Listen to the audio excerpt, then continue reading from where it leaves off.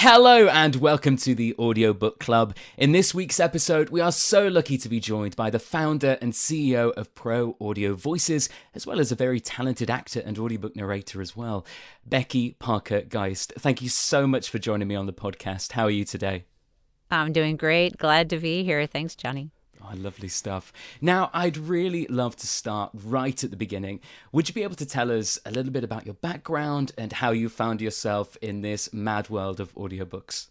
Yeah, sure. Actually, my first memory of really getting into audiobooks was when I was a really little kid, and we had, back in the day with record players. Okay, so we had a 45, this little, with the big hole in the middle, 45 record of Yogi Bear cartoon, and I would play that thing. I must have driven my family crazy. I would play it, and I would imitate the voices, so I'd be Yogi Bear,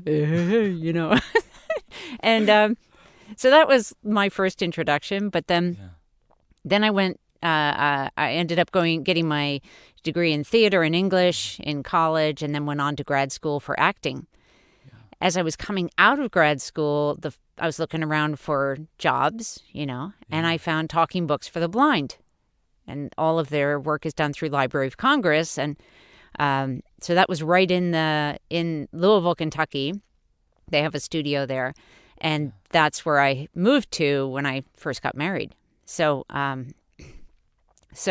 started with them as a contractor. Mm-hmm. And it's kind of funny. I don't always tell this story, but I'll share it with you, is that my first contract, I'd auditioned, I'd been accepted. And the first contract I did, I read this kid's book. And the person who hired me said, she was so upset with me, that I had not done it in my audition or something. Yeah. So I was so nervous. And then, so I redid it. It was a really short book and everything. And then she was really, really happy with it. Well, before long, so I felt like I got off to a rough start at first, uncertain what I was doing.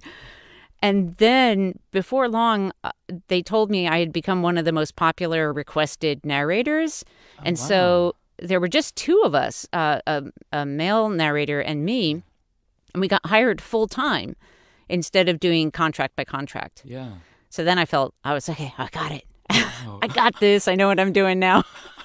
That's great. That you must have really made a fantastic impression to be taken on permanently. So you mentioned right at the start doing those Yogi Bear voices and all things like that. Did you make that sort of comparison when you first went for the audiobook job originally? Did you sort of have it in your mind of, I can do these voices, I've been doing this forever? Or did you sort of realize once getting into those audiobooks, hang on a second, this is using this skill that I've had for ages? Yeah, I think probably the second. I think I probably connected it more later, as I started to think back on. I always loved playing around with my voice. That was, that was so fun.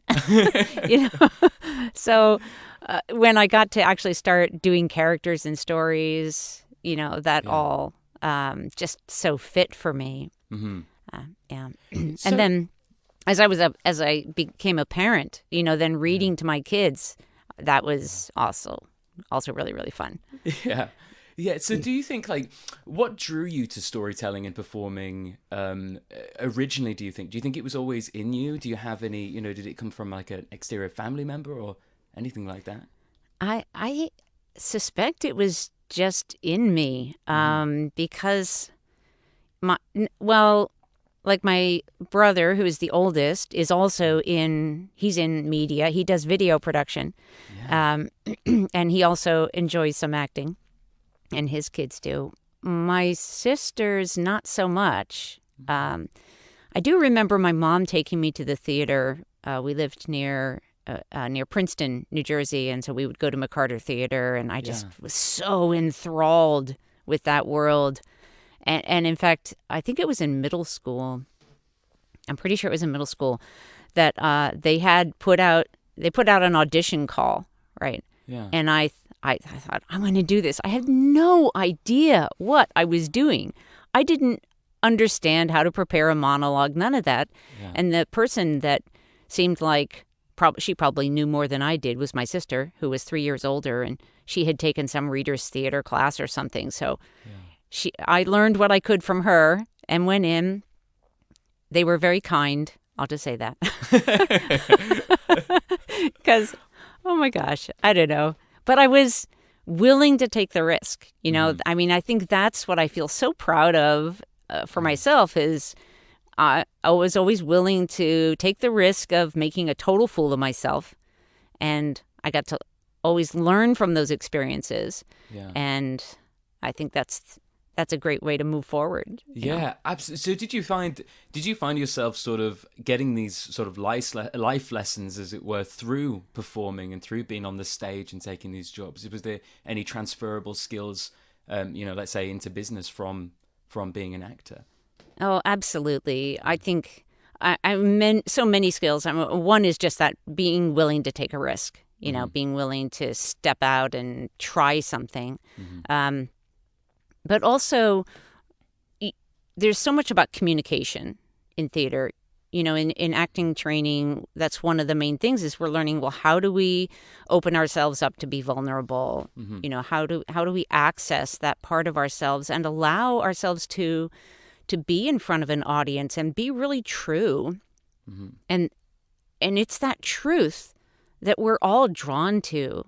When we go to the theater and someone is just acting as if, but in a way that feels like, oh, they're just putting it on. Yeah. Then we don't really, it might be funny, but it doesn't feel like, it doesn't move us in the same way.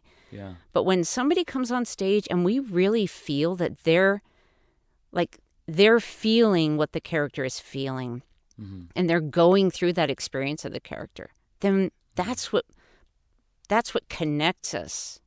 So we can feel that and move with that. Yeah. Yeah, I find that all really fascinating.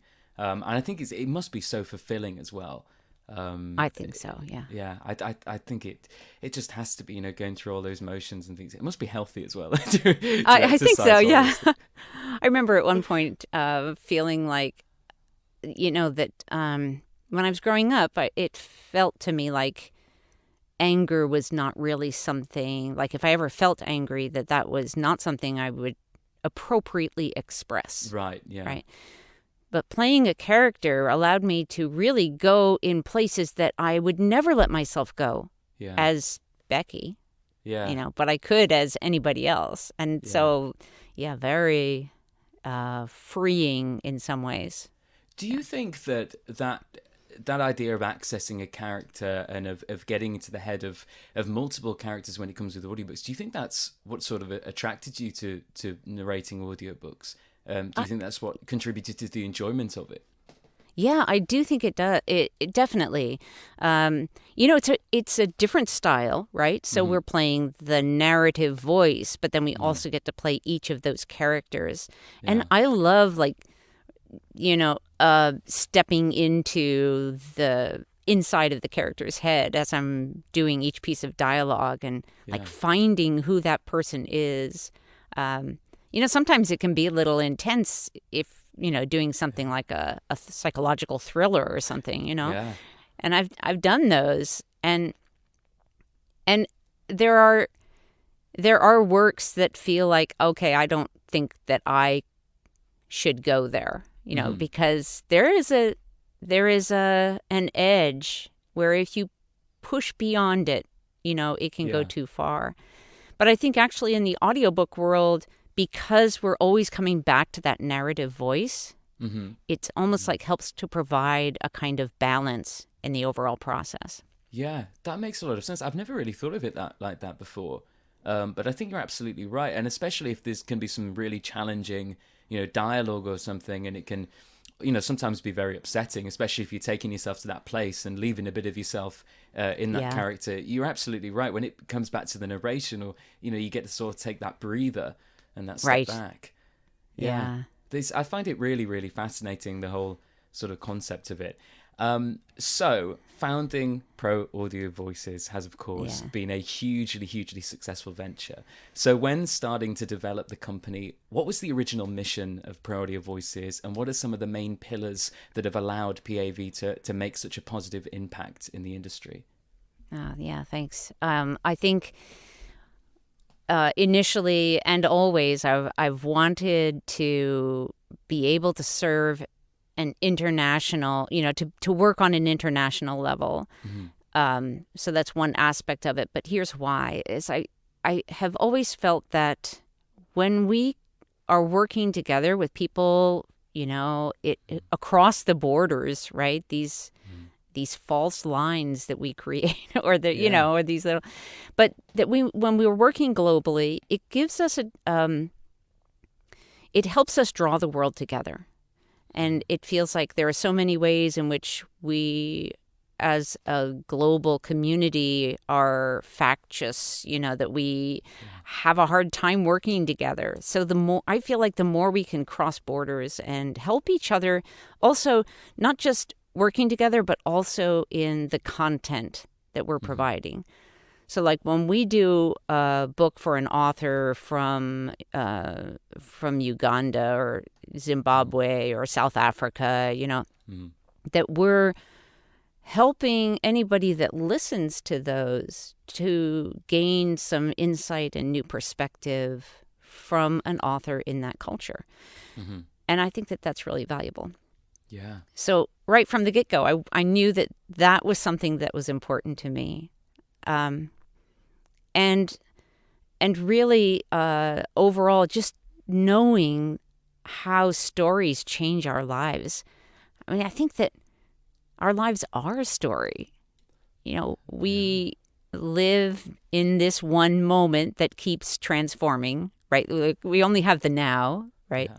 But as we get engaged in stories, they change the way we think, they change the way we feel, we cry, we scream, whatever it is. And so having that kind of an impact on the world through story, just, it calls to me. I just feel like, yes, and whether it's audiobooks or theater, for me, it's all a part of that same experience. Yeah.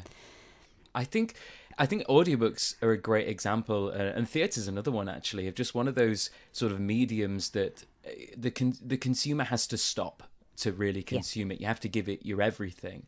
You got your headphones in and you listen to that audiobook or whatever. You're getting really into it, and I think it's a really special thing being that intimate with the consumer, and in those circumstances you can really change somebody's mind, opinion, life in some ways. And I think that's a really special thing. Now, I know from having the pleasure of working with you and the PAV team that everyone involved shares this huge love for storytelling and audiobooks in general. As a CEO, how important is it to surround yourself with talented and passionate co-workers? Oh, it is critical. Absolutely critical. Yeah. And I have to say, for the first several years of Pro Audio Voices, I was a solopreneur. I was just doing all of the things. So initially, it was just me narrating, producing audiobooks on my own as narrator. Yeah. And then gradually I started to have some other narrators doing some books where I had the contacts, but they wanted a male narrator. It's like, okay, I can help make that happen, Yeah. And so it grew very slowly at first, and then when one of my daughters, Jerry Lee, joined me in helping to grow Pro Audio Voices beyond where it was just me, that it just became exponential in terms of how we were able together having that synergy, and so that, just like what you were just talking about, that having somebody on the team who's creative and inspired and passionate, it made all the difference in the world. Yeah. And with each team member that comes on that brings that spirit to it, it's like, it really feels like something magical. is happening. Yeah, it must be so special as well to have Jerry, as your daughter on board and sharing that with her as well. It must be really special and fulfilling for that. It is awesome. Yeah. And she's had times, where she's left for a little while to go pursue some other things, and then she comes back, and it's I don't even know how to express how great it is to have her, to be able to work with her in this endeavor. Yeah. And it's such a great job as well, being, sort of exposed to so much different and varied content, and getting to meet and chat with different authors and with different perspectives and different ideas. And it really is one of the pleasures of it, isn't it?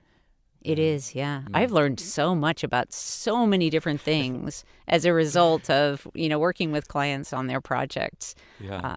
So I'm tremendously grateful for that. I think you can get very good at small talk at parties, because you start to pick up random facts of things that you're not quite sure where to put it. Right. Yeah.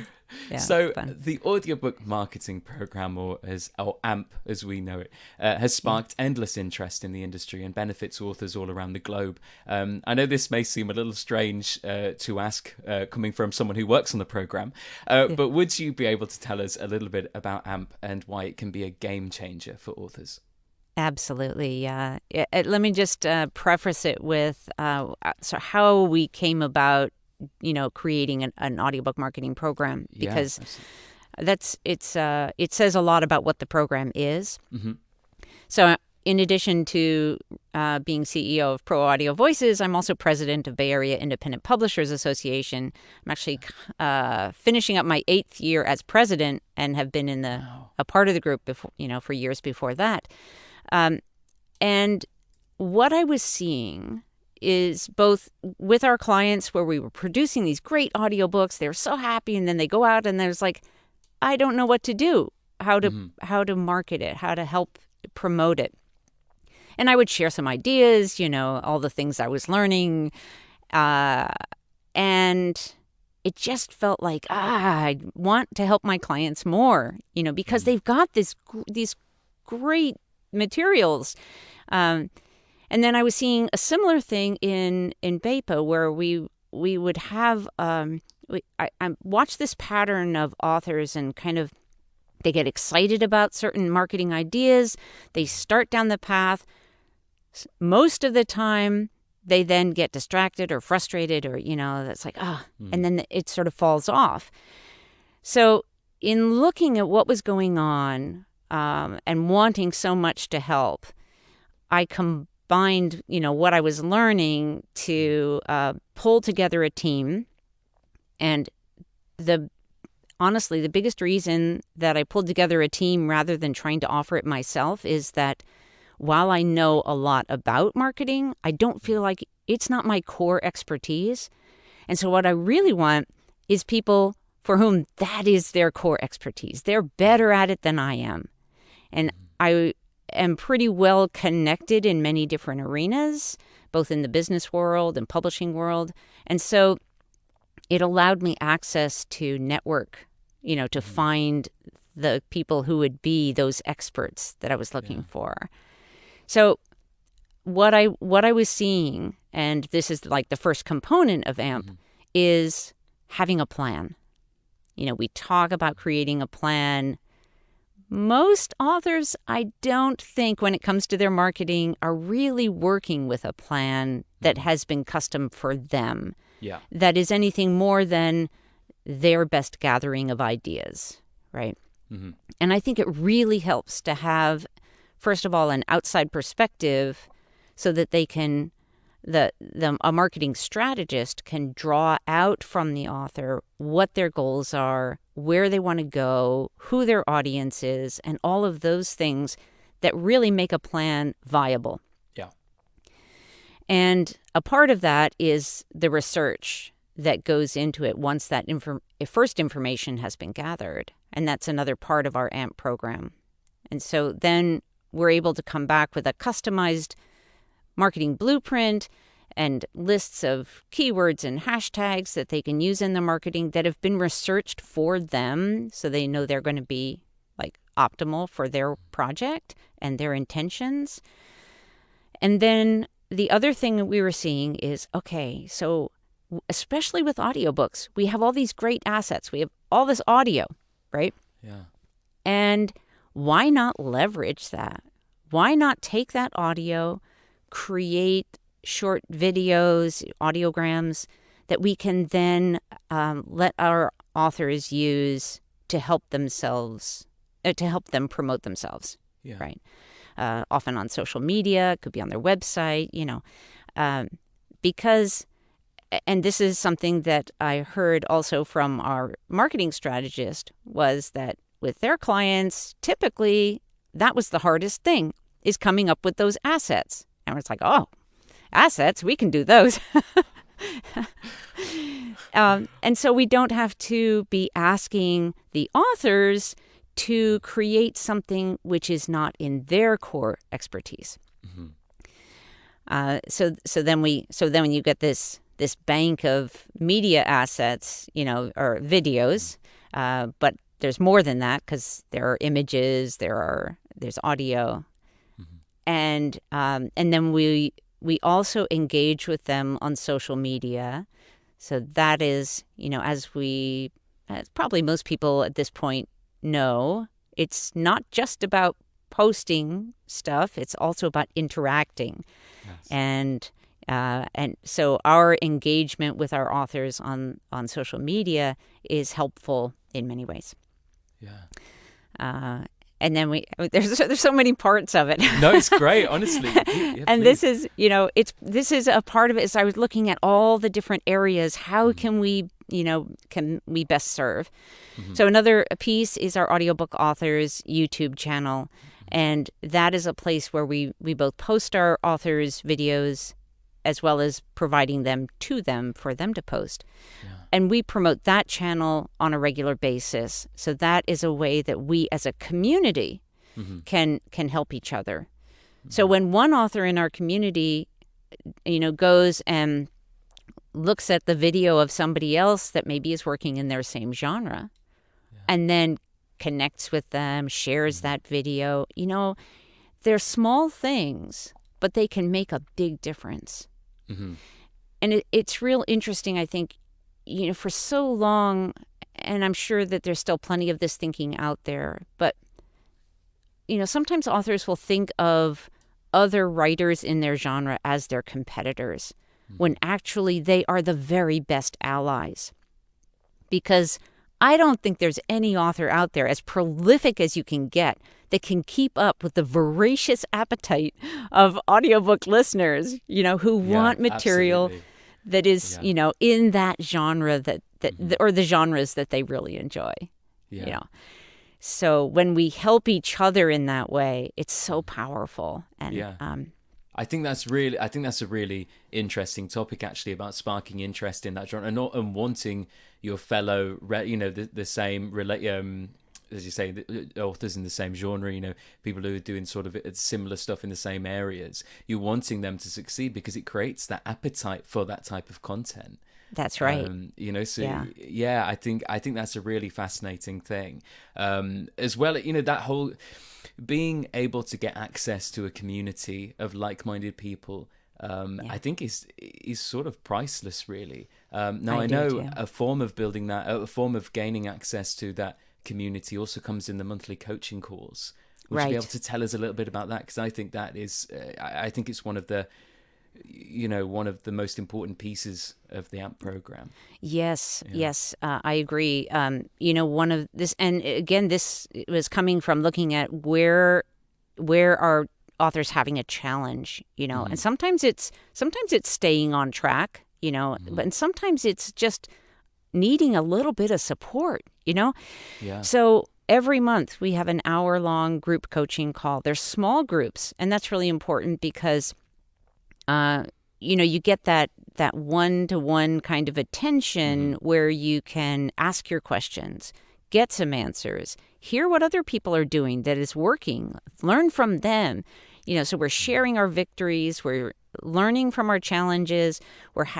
There's always our marketing strategist is on those calls so that we can really help each other as a community and learn from each other and get those questions answered. Really feel the support that AMP is providing.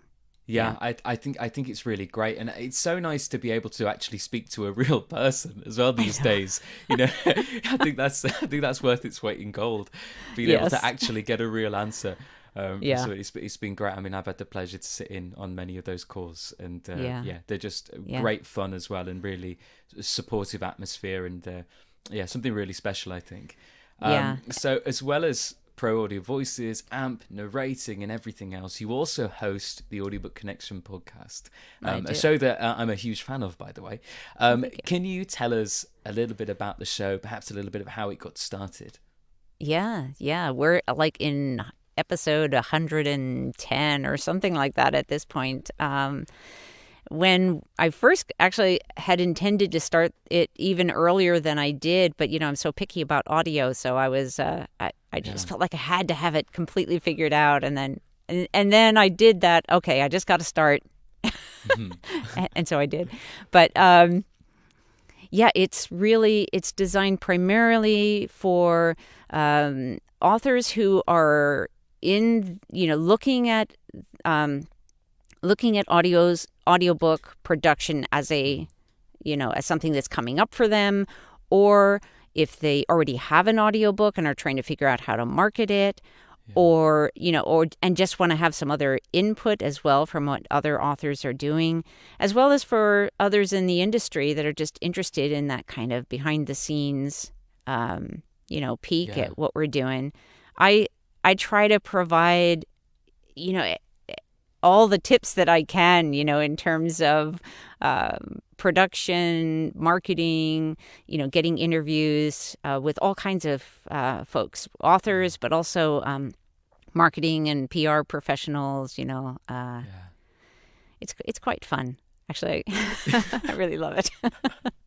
The link to the podcast will be in the show notes below if anyone wants to take a listen. I highly suggest it because I think it's so beneficial, especially if you're in the market for getting an audiobook. I just want to learn a little bit more about it. Now, I know that Pro Audio Voices are no strangers to producing podcasts. Can you tell us a little bit more about the podcasting services that Pro Audio Voices have to offer? Sure, yeah. So we have, most often we're working with folks that are just trying to figure out how to get it started. So we do the full setup, everything from, here's the kind of microphone you need to, or if they already have one, awesome. But we get them set up with their intros and outros and all the metadata, all these things that you don't really think about much. You just think, I'm just going to get a microphone, start talking, but there's just a whole bunch of other stuff that people don't usually think about.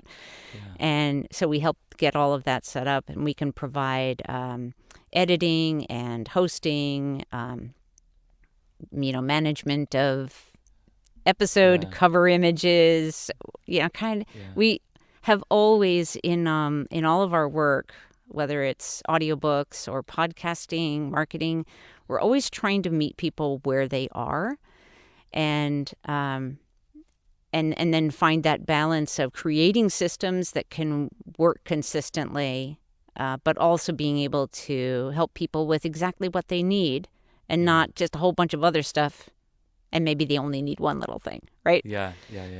So, I think it's a great service as well, with the fact that it is customized to whatever they might need, because podcasting is one of those things that is gaining great traction now. In fact, we're recording this on one of those things, on a podcast right now.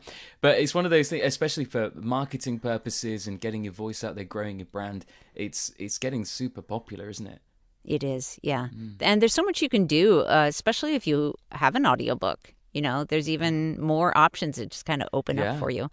Yeah. So you can. Yeah, I mean, people putting out sort of samples on podcasts and things. We've had on this podcast. We've shown a few samples of audiobooks, and just I think it can, with the fact that podcasts are so sort of, they can be distributed across so many different channels, and it can really bring in more listeners than maybe something that's solely on like Audible, for example.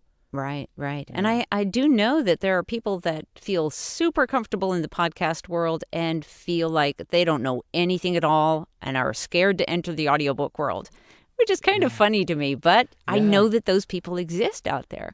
Yeah. So, it's like if our goal is to reach as many people as possible, then including a podcast as part of the overall plan, even if it's just like turning your audiobook into a podcast, and that's it. Yeah. That's also an option. Totally fine. Yeah. But it will reach more audience that way. Yeah, absolutely. I think it's great. So moving on to something a little bit different. I know that you're currently, or may even be in the final stages of writing a novel. Would you be able to tell us a little bit about that? Sure, yeah. So its title is The Left Turn, Decision That Split the Universe. It sort of falls in that visionary and metaphysical fiction or magical realism. Yeah. And I started it in 2013.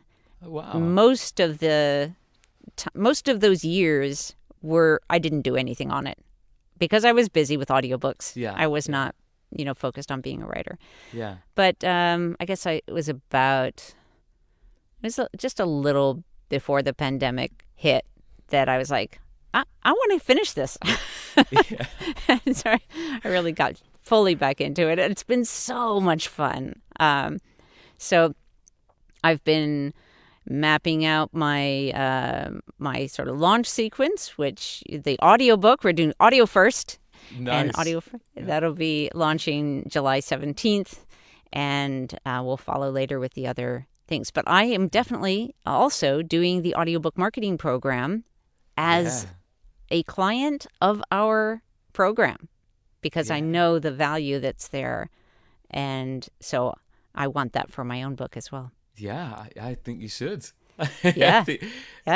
Has working on so many stories and audiobooks and being in constant communication as well with authors and writers, has that changed how you approached writing a story? Interesting question. When I first started writing, I was on a bike ride and I just had this thought, and then suddenly this whole scene emerged and it stuck in my head until I finally wrote it down.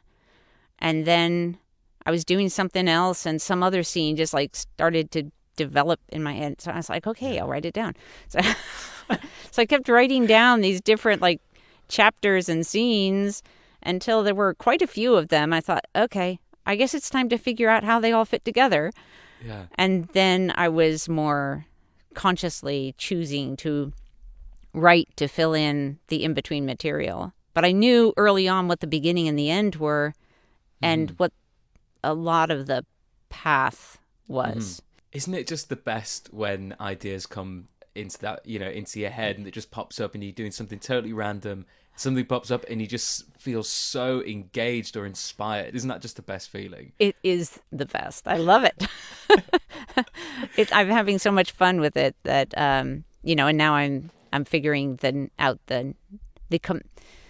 it'll be the second book in the series, although it takes place, there is a parallel universe aspect to the story.